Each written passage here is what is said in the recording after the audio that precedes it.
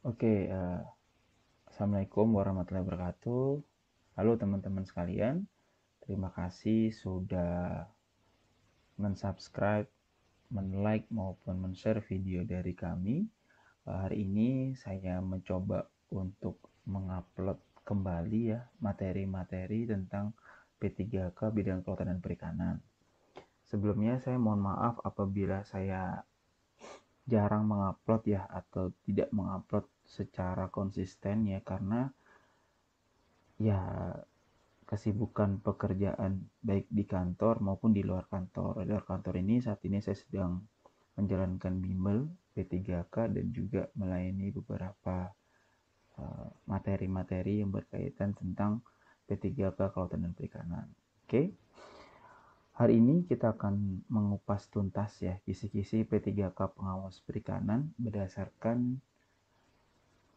Surat Edaran Menpan RB tanggal 8 Februari 2023 kemarin ya, masih sangat baru dan memang secara general ada beberapa yang sama dengan tes SKB di tahun 2021 untuk ASN. Oleh karena itu, karena ada beberapa materi yang baru, kita akan coba gitu. Kita akan coba kupas secara general ya, secara detail untuk yang kompetensi umum maupun kompetensi khusus. Oke. Okay? Ya, bagi teman-teman yang belum tahu atau yang baru pertama kali mampir di channel saya, jadi saya punya bimbel namanya Dolphin Brain. Ini salah satu bimbel yang khusus untuk membahas mengenai SKB untuk ASN maupun P3 di bidang kompeten teknis untuk kelautan perikanan. Memang tidak semua formasi saya sediakan karena memang keterbatasan tutor. Jadi ada pengawas perikanan, kemudian formasi P3T, formasi analis aquakultur, formasi pembina mutu hasil perikanan, formasi pengelola ekosistem laut dan pesisir, serta penyuluh perikanan. Oke, kalau teman-teman berminat untuk mendapatkan materinya, mendapatkan paket soal-soalnya, bisa langsung hubungi via Telegram, maaf via WA maupun via Instagram kayak gitu ya. Dan juga saya mohon maaf apabila kami belum fast respon ya atau seringkali kami slow respon dalam membalas WA maupun DM IG teman-teman karena memang keterbatasan kami yang masih menjadi abdi negara ya, jadi masih membagi-bagi antara tugas di kantor maupun tugas luar kantor, tapi secepat mungkin kami akan membalas kalau kami memang sedang ada waktu luang kayak gitu ya. Oke, selanjutnya kita coba akan masuk ke slide berikutnya. Oke, yang pertama adalah kisi-kisi P3K pengawas perikanan ya. Pada nomor 90 pengawas perikanan ahli pertama itu kemampuan umumnya adalah peraturan kelautan dan perikanan secara general. Kemampuan khususnya terdapat 5 poin. Yang pertama, penyusunan dan pelaksanaan pengawasan pengolahan sumber daya perikanan. Kedua, pengolahan, penyusunan proses pengolahan sistem pemantauan pengawas sumber daya kelautan perikanan. Ketiga, pemahaman konsep dasar penanganan barang bukti dan awak kapal tidak pidana kelautan perikanan. Empat, pemahaman konsep dasar dan proses pengoperasian armada pengawasan ya. Dan yang terakhir atau nomor 5, penyusunan dan pelaksanaan standarisasi dan fasilitasi pengawakan armada pengawasan sumber daya kelautan perikanan. Teman-teman sekalian, mungkin pada video ini kita akan lumayan panjang ya, sekitar 20-30 menit karena nanti akan saya berikan informasi sedetail mungkin untuk teman-teman belajar. Sedikit spoiler ya, bahwasanya saya bukanlah orang yang membuat soal dan saya bukanlah orang yang tahu segalanya atas materi-materi pengawas perikanan. Saya bagikan kepada teman mengenai pengetahuan saya yang saya ambil dari 3 hal. Yang pertama dari pengalaman saya ketika menjadi tutor di batch pertama Dolphin Brain. Yang kedua dari sharing-sharing dengan teman-teman yang sudah melaksanakan ujian pengawas perikanan di tahun sebelumnya. Yang ketiga saya menganalisis kisi-kisi yang ada dengan soal-soal dan materi-materi yang saya peroleh. Kemudian saya kembangkan dan saya bagikan kepada teman-teman. Artinya Materi yang saya berikan buat teman-teman ini bukan menjadi referensi utama, cuma bisa memberikan gambaran kepada teman-teman seperti apa sih soal-soal yang akan muncul, seperti apa sih bayangannya gitu. Karena saya sudah pernah merasakan posisi di saat saya tidak tahu mau belajar apa, di saat saya mau seperti apa belajarnya, materi tidak ada, paket-paket soal tidak ada, bahkan ketika kita bertanya sama teman kita yang sudah lolos pun seperti jawabannya jutek, dan itu yang membuat saya membuat kesulitan. Akhirnya 3 bulan saya belajar materi dan ternyata salah belajar. Oleh karena itu saya tidak pengen nih teman-teman seperti itu, maka saya bantukanlah dengan adanya Doxlin Brain ini. Oke, sekarang kita akan coba melihat poin yang pertama, yaitu kisi-kisi P3K pengawas perikanan mengenai kemampuan umum peraturan kelautan dan perikanan. Teman-teman wajib saat ini menyediakan buku dan pulpen ya untuk mencatat apa yang ini saya bicarakan. Yang pertama, pengawas perikanan itu bayangannya bukan hanya mengawasi laut ya. Ya mentang-mentang dia punya kapal, atau kita sering dengar ada penenggelaman kapal ya, kita seolah-olah mendefinisikan pengawas perikanan itu hanya beroperasional di laut. Nah, ini salah teman-teman. Jadi pengawas perikanan itu mengoperasionalkan seluruhnya di bidang kelautan perikanan.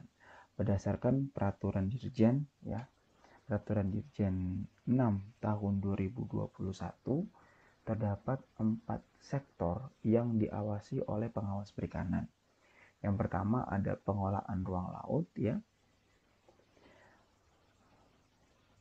Kemudian ada perikanan tangkap, perikanan budidaya, dan pengolahan setiap pemasaran. Nah, sekarang saya akan coba memberikan peraturan terkait tentang keempat ini yang memiliki korelasi sangat dekat dengan pengawas perikanan ya. Teman-teman silakan catat. Jadi yang pertama, untuk pengolahan ruang laut, silakan teman-teman mempelajari peraturan Permen KP 28 tahun 2021. Di situ berkaitan tentang perizinan kesesuaian pengolahan ruang laut ya, atau KKPRL ya. Kenapa itu penting? Karena itu sekarang menjadi salah satu concern di Direktorat Pengelolaan Ruang Laut, bagaimana setiap bangunan yang ada di atas laut atau air itu wajib ada izinnya. Izin itu disebut dengan KKPRL, di mana KKPRL ini yang langsung menerbitkannya adalah Menteri. Teman-teman silakan download di Permen KP 28 tahun 2021. Oke. Kedua, masih di pengolahan ruang laut, teman-teman bahas mengenai atau download materi tentang Permen KP 12 tahun 2013 mengenai pengawasan pengolahan wilayah pesisir dan pulau-pulau kecil.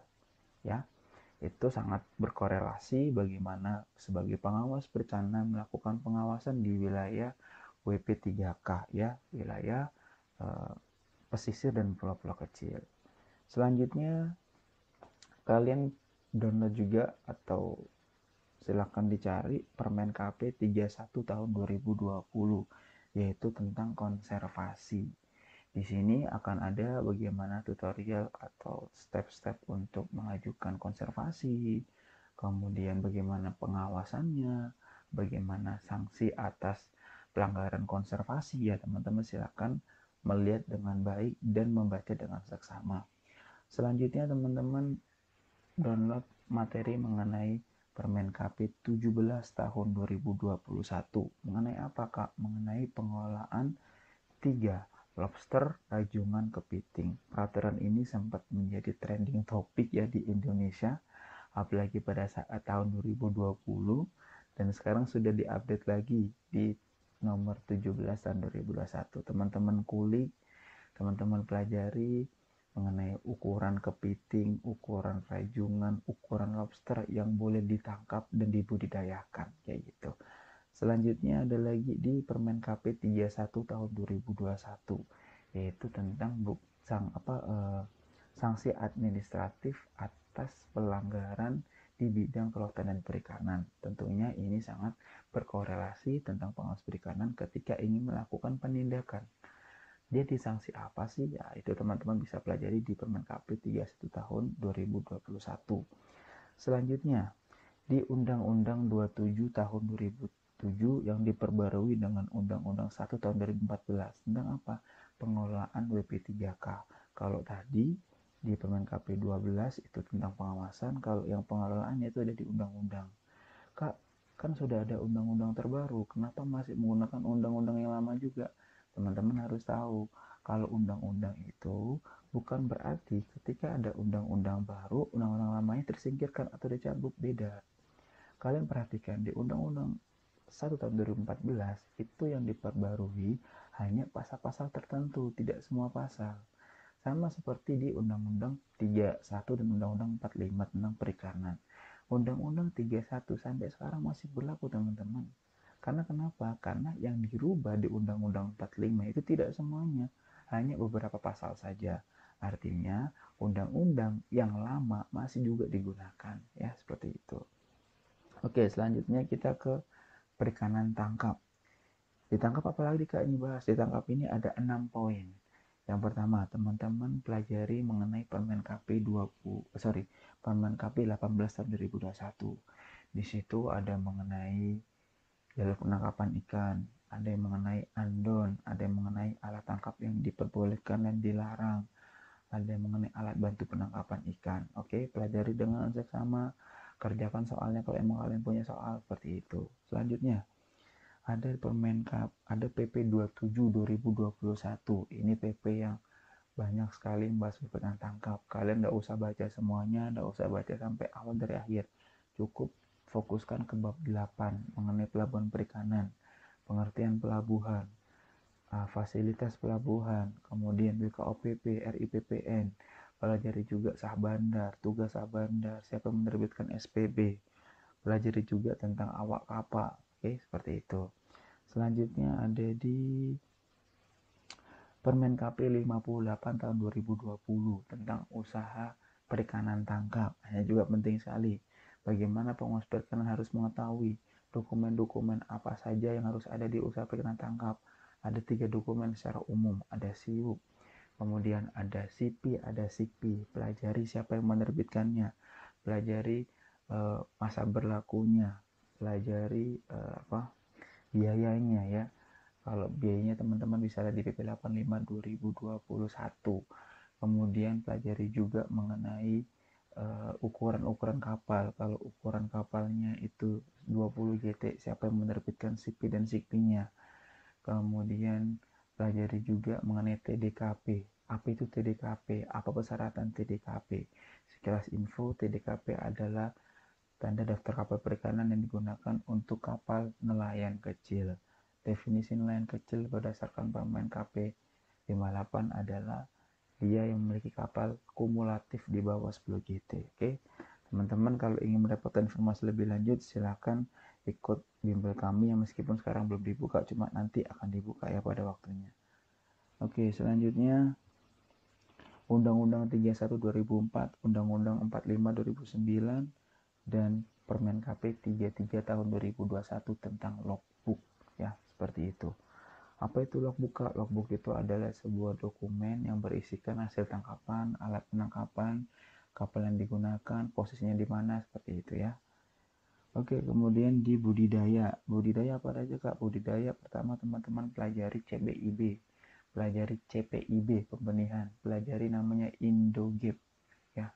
Kemudian pelajari sarana dan prasarana budidaya. Kalau di peraturannya pertama ada Permen KP 35 2016, Permen KP 02 tahun 2027, Kepmen KP 2 2007, kemudian Perdirjen Budidaya 65 tahun 2014. Perdirjen 65 ini yang kemarin banyak sekali muncul soal-soal CBIB, oke. Kemudian yang terakhir ada di Permen KP 07 tahun 2019 tentang cara penanganan ikan. Sebenarnya cara penanganan ikan ini juga masih sangat berkorelasi dengan bidang perikanan tangkap ya, seperti itu. Oke, yang terakhir di bidang pengolahan pemasaran. Kak, kok banyak banget Kak pengawas perikanan? Teman-teman, pengawas perikanan itu tidak cuma menangkap atau mengawasi di daerah laut ya, di daerah darat juga sama. Makanya ya harus sabar ya, seperti itu. Oke, selanjutnya di pengolahan pemasaran teman-teman perhatikan di Permen KP 14 tahun 2021 mengenai standar mutu hasil perikanan, kemudian Permen KP 17 tahun 2019 SKP. Ini yang sangat penting sekali ya, banyak sekali keluaran di sana. Pelajari apa itu mayor, minor, kritis, serius, pelajari masa berlaku SKP, pengajuan permohonannya, nilai kritis berapa, serius berapa. Kemudian pelajari Permen KP 5 tahun 2021 tentang usaha pengolahan ikan atau UPI.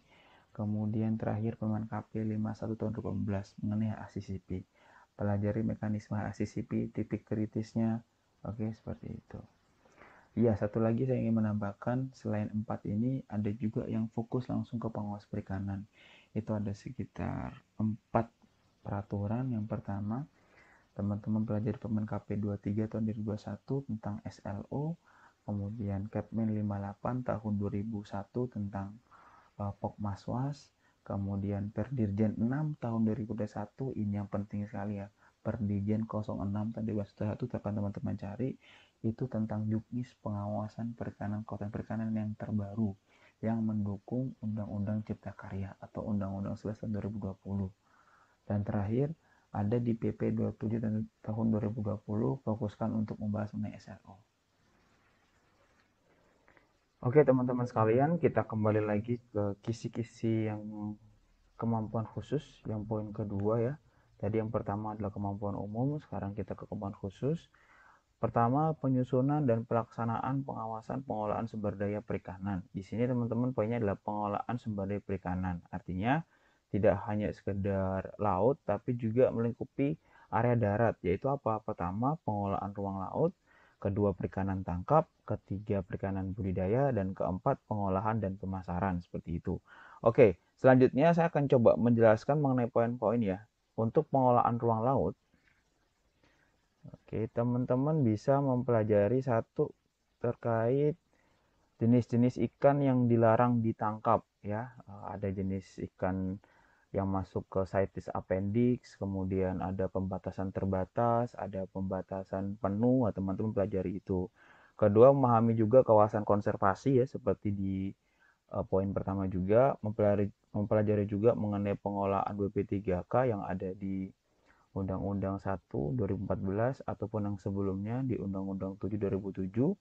Kemudian memahami konsep mengenai KKPRL ya, kesesuaian kegiatan pengolahan ruang laut ada di Permen KP 28 2021. Dan terakhir teman-teman bisa mencari di internet mengenai peraturan Dirjen 11 tahun 2017. Oke. Selanjutnya kita menuju ke poin kedua mengenai perikanan tangkap. Nah, teman-teman bisa mempelajari satu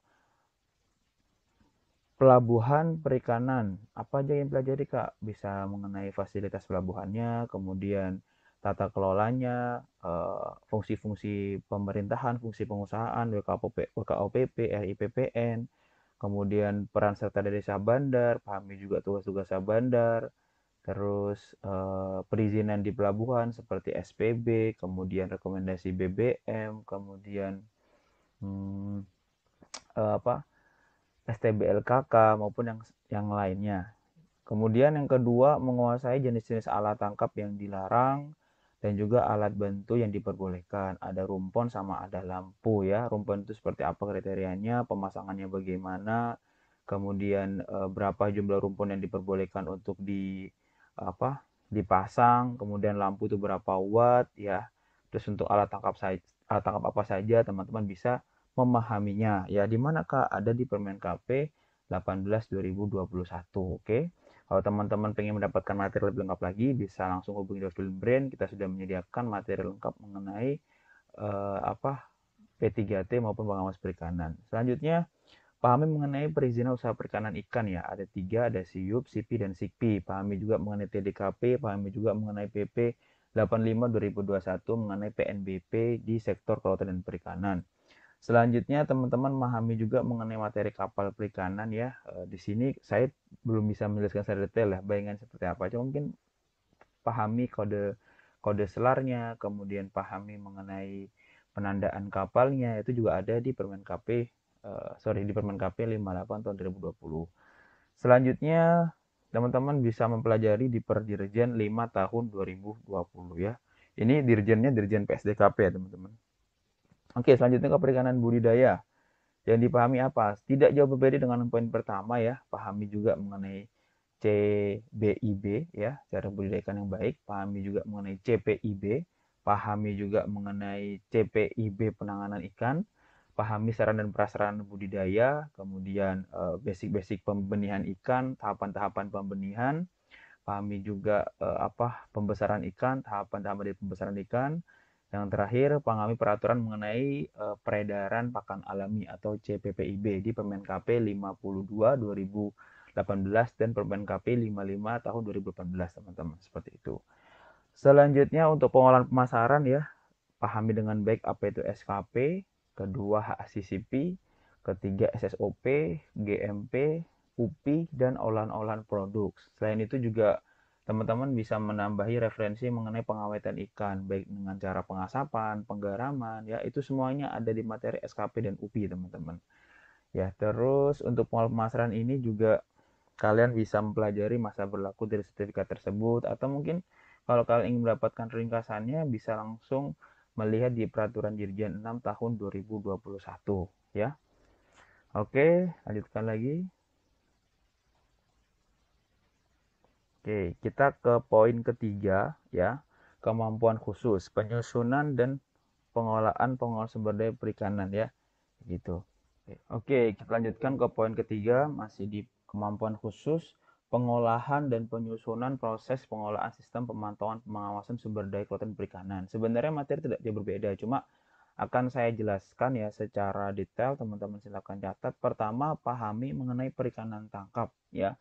Di sini apa yang dipahami Kak? Seperti di Permen KP 20 di Permen KP 18 tahun 2021 dan juga di PP 27 2021.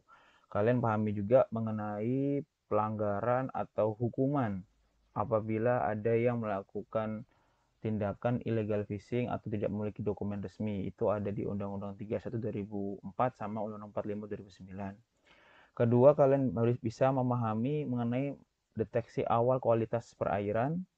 Kedua, memeriksa kesesuaian dokumen perizinan kegiatan manfaatan wilayah pesisir dan pulau-pulau kecil ya, WP3K.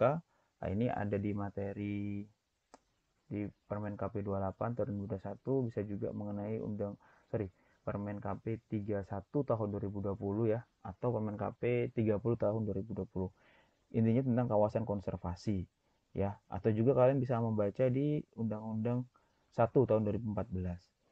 Selanjutnya kalian harus mempelajari mengenai rencana zonasi WP3K, memahami mengenai kawasan mangrove, memahami kawasan konservasi, selanjutnya memahami organoleptik ikan yang terkena dampak dari ayu fishing. Ya, jadi ikan itu yang hasil dari bom itu bagaimana sih ciri-cirinya, bagaimana sih kriterianya, teman-teman harus mencari materi tentang itu. Selanjutnya adalah kesesuaian pemanfaatan BMKT. BMKT itu adalah benda muatan kapal tenggelam. Jadi kalau ada kapal yang sudah tenggelam itu kan terdapat benda-benda di dalamnya tua itu, bagaimana sih perizinannya, bagaimana sih pengolahannya, teman-teman harus mencari materi tentang itu. Oke. Oke, di poin selanjutnya adalah pemahaman konsep dasar penanganan barang bukti dan awak kapal tindak pidana kelautan dan perikanan. Di sini memang agak banyak ya teman-teman materi yang kalian pelajari untuk pengawas perikanan. Untuk barang bukti ini teman-teman pelajari dulu di Undang-Undang 31 tahun 2004 ya. Di situ kalian akan melihat apa saja sih mekanisme untuk penanganan barang bukti dan penanganan awak kapal yang tertangkap melakukan ayu fishing. Dan juga kalian bisa mempelajari Undang-Undang 45 tahun 2009. Selanjutnya, kalian juga mempelajari Peraturan Dirjen 8 tahun 2020. Nah, kemudian untuk teman-teman yang sudah mendaftarkan paket hemat, nanti akan ada tambahan materi mengenai ini ya. Ini ada sebuah modul yang khusus untuk akan saya share ya, di yang sudah pernah membeli paket hemat ya. Itu tentang penanganan barang bukti dan awak kapal. Mohon bersabar ya, ini sedang proses untuk pengiriman. Insya Allah semua nanti yang sudah membeli paket hemat akan kami kirimkan materi-materi terbaru yang berkaitan dengan gizi terbaru kayak gitu ya. Selanjutnya di poin 5, pemahaman konsep dasar dan proses pengoperasian dan pengawasan. Saya tidak terlalu banyak menjabarkan ya materi tentang apa, karena sebenarnya kami punya modul yang itu modulnya memang tidak bisa kami bagikan secara gratis ya teman-teman ya, karena ada yang harus dijaga di sana. Untuk paket teman-teman yang membeli paket hemat akan kami berikan itu. Tapi teman-teman bisa mengambil di Peraturan Dirjen 8 tahun 2014 dan juga di Peraturan Dirjen 12 tahun 2017 mengenai mekanisme pengoperasional armada pengawasan seperti itu ya. Ya intinya kalau dari bahasanya kita harus mempelajari tuh bagaimana cara mengoperasikan kapal perikanan maupun sarana prasarana tentang pengawasan seperti itu. Oke. Selanjutnya yang terakhir adalah penyusunan pelaksanaan standarisasi dan fasilitasi pengawasan armada, pengawasan sumber daya kelautan dan perikanan. Di sini saya akan memberikan 4 peraturan dirjen yang sangat berkaitan erat ya. Pertama, peraturan dirjen 8 tahun 2014, peraturan dirjen 12 tahun 2017, ketiga peraturan dirjen 70 tahun 2014 dan peraturan dirjen 376 tahun 2013. Silakan teman-teman mencari artikelnya, mencari apa peraturannya. Kalau memang belum dapat nanti bisa hubungin kami bantu mencarikan, kami bisa berikan bantuan kepada teman-teman sekalian. Oke. Mungkin itu saja yang bisa saya sampaikan ya teman-teman. Untuk slide terakhir, saya ingin memberikan sebuah quotes atau semangat buat teman-teman. Manisnya hidup akan terasa setelah penatnya berjuang. Tetap semangat dan yakin akan sampai pada tujuan kebahagiaan. Jadi memang seperti kita tahu ya, nikmatnya berjuang itu bukan pada saat kita menikmati hasilnya, tapi ketika kita bisa menikmati prosesnya. Sehingga nanti ketika sudah merasakan nikmatnya, kita akan melihat ke belakang, oh ternyata saya sudah pernah sejauh ini ya, kayak gitu. Jadi meskipun materi pengawas perikanan ini sangat banyak, kalau teman-teman sabar untuk belajar, sabar untuk membaca dan mengerjakan soal, insya Allah hasilnya pun juga akan luar biasa kayak gitu. Ya, kemudian ingin saya pesankan lagi kepada para subscriber atau yang sudah pernah follow IG Dolphin Brain, yang sudah pernah mendaftarkan atau sudah mendapatkan materi tentang was perikanan ya. Kemarin kan materinya belum update ya. Nanti akan kami update. Insya Allah nanti semuanya akan kami berikan kayak gitu. Untuk mempermudah kalian dalam belajar pengawas perikanan. Dan saya ingatkan lagi bahwasanya kami ini bukan orang yang bisa meluluskan kalian. Kami ini juga bukan orang yang membuat soal. Kami ini bukan orang yang tahu segalanya. Kami hanya belajar dari pengalaman kami yang sebelumnya, kemudian kami kumpulkan pengalaman tersebut, kami kombinasikan dengan materi-materi yang sudah kami dapatkan, kami update lagi, kemudian kami samakan dengan kisi-kisi yang saat ini sudah ada. Jadilah sebuah materi. Ya ini semua bukan patokan, bukan sebuah referensi utama, tapi setidaknya teman-teman ada bayangan, ada ketenangan di sana. Karena sebelumnya saya sudah pernah juga bilang di awal, ya sudah tahu rasanya belajar tanpa ada yang mengajari, belajar tanpa adanya yang memberikan arahan, semuanya serba tidak pasti. Akhirnya apa ya, ujung-ujungnya nilainya nggak maksimal. Nah, kami tidak ingin seperti itu teman-teman. Kami coba memberikan materi, ya semoga materi yang teman-teman pelajari ini muncul kembali di tahun kalian. Oke? Terima kasih teman-teman, tetap semangat. Nanti kami juga akan membagikan kisi-kisi dan membedah untuk formasi yang lain. Oke, terima kasih. Saya tutup. Assalamualaikum warahmatullahi wabarakatuh.